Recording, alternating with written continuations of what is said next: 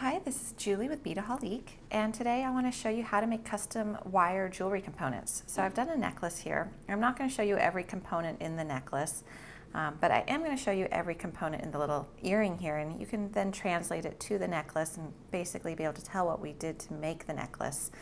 There are written instructions on Beadaholique.com for both these projects, this one in the earring section called the Ambrosia earring, and this one in the necklace section called the Ambrosia necklace. But for this video, I want to show you how you can easily make some components using wire.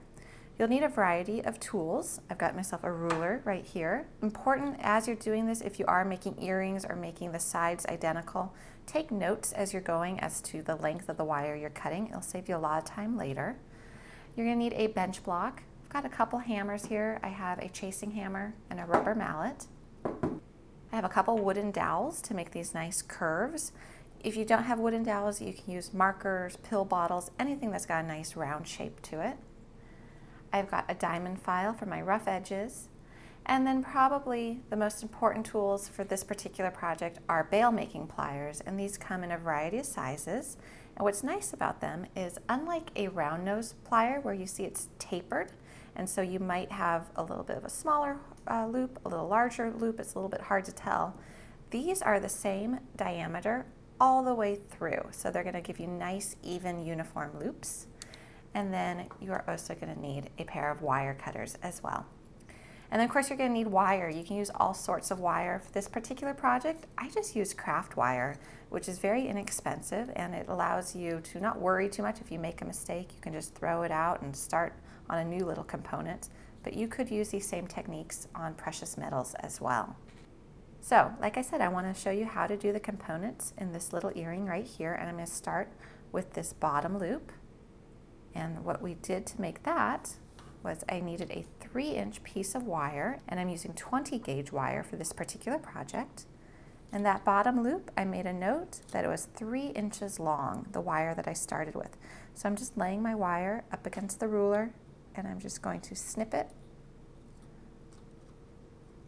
at the 3-inch mark.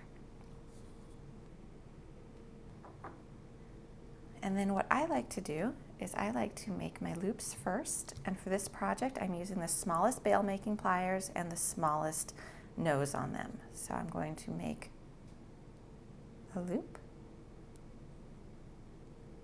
just very easily working my way around, and then I'm going to straighten the wire a little bit with my fingers. If you have some nylon jaw pliers, you can go ahead and straighten it with that as well. Although I am going to be bending this wire in a moment, so I'm not too worried about getting it perfectly straight. And you can see I'm just gripping the wire between the two noses, and I'm bending it. Oops, so that I almost made a mistake. So if I bent it like this, going this way, it would have been against the larger of the two noses, and I want to be the smaller one. So do make sure, however you're going to bend it, that you have the pliers lined up correctly. So I'm just gripping it, and I want to make sure that, you see this one's pointing in this direction, it's going up. I want to make sure this one matches. I'm just working my way around and bending it. And so I have a little piece that looks like this now. Now I'm going to take a dowel, and this is about 3/4 of an inch. And I'm going to go ahead and just place it against the dowel, and I'm holding it in the middle part. And I'm just going to make sure that these are parallel to the table. And I'm just going to pull them and bend it around.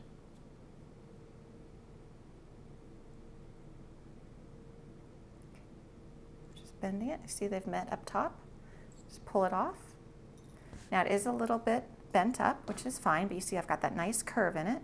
So now I'm going to take my rubber mallet, just flatten it a little bit, just so it's got the right shape. I want to show you in this particular earring, I wanted them bent in a little bit more. So what I'm going to do is I'm just going to pinch them, because it is wire and it's going to mold to whatever you want. So there I've got that shape now duplicated. And for an added finishing touch, I like to hammer it a little bit. So I'm just going to hammer the top, and I'm using a chasing hammer. And then I'm going to do the other side as well.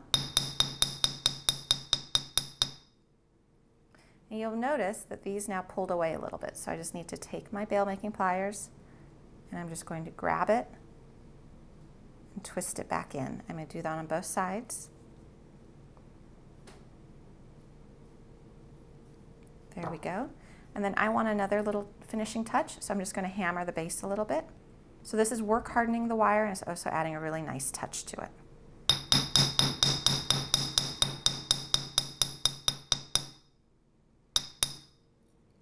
So there we go. So that component is now finished. And you'll see in this earring here that I wire wrapped the sides. That's really easy to do. I've got some 26 gauge wire right here. I'm just going to cut myself a length. I'm not too particular about how much I'm using here. As long as I have enough to make the coils that I want, that's all that really matters, and you'll get a feel for that. So I'm going to hold the wire between my index finger and my thumb, and I'm going to press it against the top area where I want to wind around. And I'm going to make a loop, and then I'm going to come back through the hole, make another loop, and again.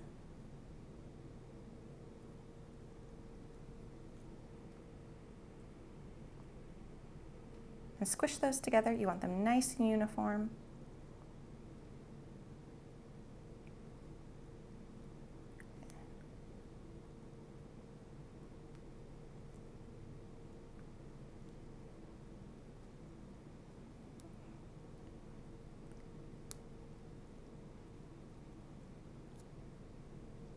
There we go. Do as many as you like. And then when you're done, just go ahead, snip off the wire end and make sure that you snip it off in the same direction so that you have a distinct front and back. So I snipped that one on this side of my component, so I'm going to make sure I snip this one on the same side. And you'll want to make sure that that little edge lays flat. If you do have a little rough edge, you can always take a diamond file to it.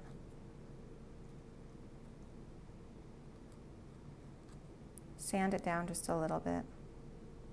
Or you can also take a pair of chain nose pliers and just press that into the wire wrapping. So you see I've got that on that side. I would just go ahead and do that on the other side if I was making this particular pair of earrings, and I'd make it a little bit longer. And there is a trick if you're going to be doing a lot of coiling, like in this component right here that you see that I did on the necklace. I wouldn't want to have to keep working and coming into the inside of this and around and in and around. What I would do is I would take a piece of wire, and this would be the wire that I started with. So we'll pretend that I measured this to 3 inches. I would make my loops.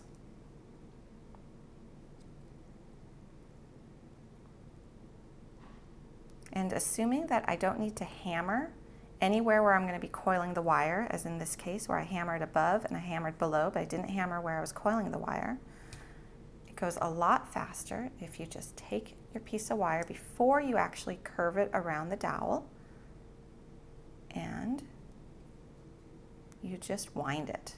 And you scoot it down and you keep winding.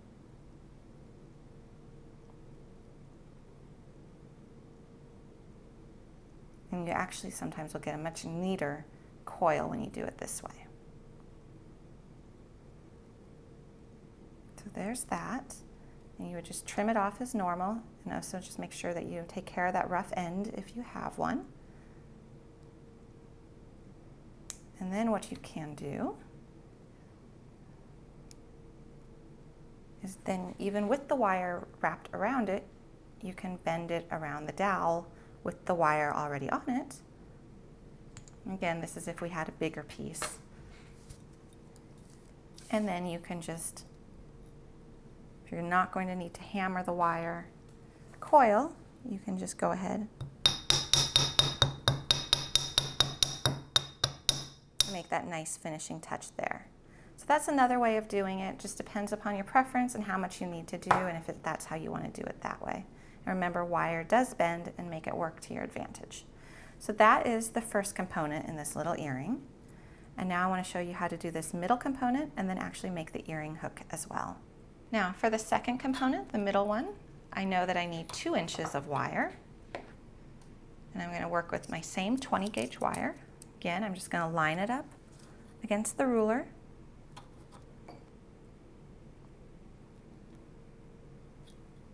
Make a little snip. For this one, I'm not going to do any wire wrapping. So again, I'm just going to make my little loop on each side. Now for this particular project, I am making sure that the loops are facing the same direction, but there will be instances where you'll want them to face in the opposite direction, such as when you do this chain link, which I'm going to show you how to do in another video. So I'm going to just flatten that out with my fingers. And in this case, I am going to take another pair of bail making pliers, this one with a larger bail to it. I'm going to put it in the center and I'm eyeballing it, and I'm going to bend both sides down at the same time. And I'm continuing to eyeball it, see if I need to make any adjustment. It looks like this side might be a little bit longer. Just going to bend it a little bit more. There we go, we just made a horseshoe. And at this point, I actually want to hammer this entire piece with my chasing hammer.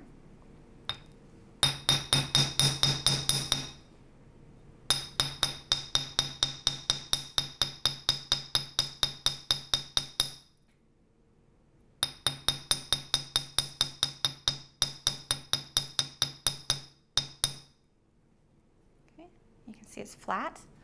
I'm going to just make sure that my loops now are fully closed. And with this one, this component here, you can see that the two sides cross over each other, and I'm just going to do that with my hands. So I'm just going to bend them closer and closer together until they crisscross. And then I'm just going to pull. So there we go. So we have that now, that middle component. You'll see that we're building our earring.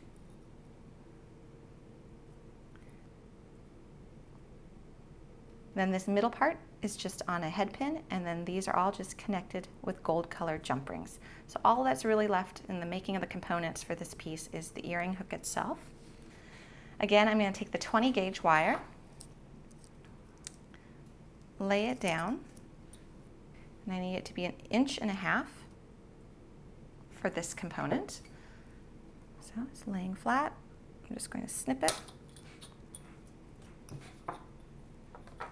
And to make my earring hook, again, I'm using the same size of the bail making pliers here.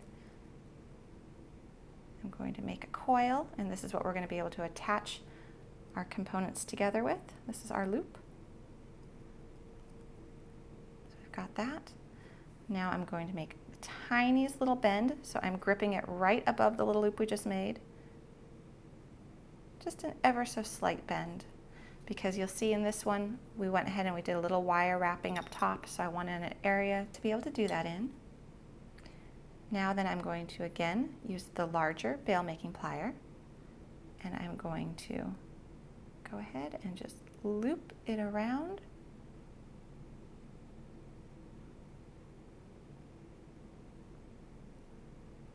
Right, so now I'm just going to make the little tip go up a little bit, and I'm just going to do that with my pliers. And there we have an earring hook. And then I do want to go ahead and work hard on this as well and flatten it. So taking my chasing hammer,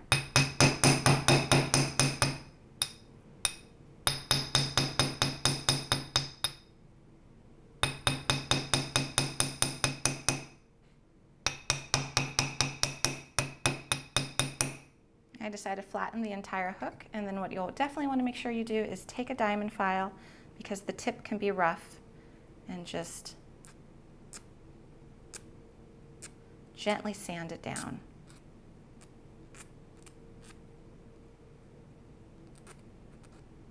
That's smooth. So now we have all of our components made for our earring, and all that would be left is connecting them with jump rings, making this little dangle with a head pin. And then to connect these top two, you would just open this bottom loop. the same way you would open a jump ring or any other loop and connect it here to this middle component. So I do want to briefly show you this necklace again, and you'll see if you look closely, this is all just made up of little components which have been made individually and then either connected with jump rings or wire wrapped together. And you'll see it's just that same thing where I've used the bail making pliers to make these little coils, and then I've used different size dowels to wrap these around. Here you have an instance where you have the smaller size on this medium size bail making plier used for one loop and the larger one used for another. Here we've done 3 jump rings and then just more components connected with jump rings or wire wrapping, and then a handmade chain and a handmade clasp as well. And we'll show you how to do that in another video.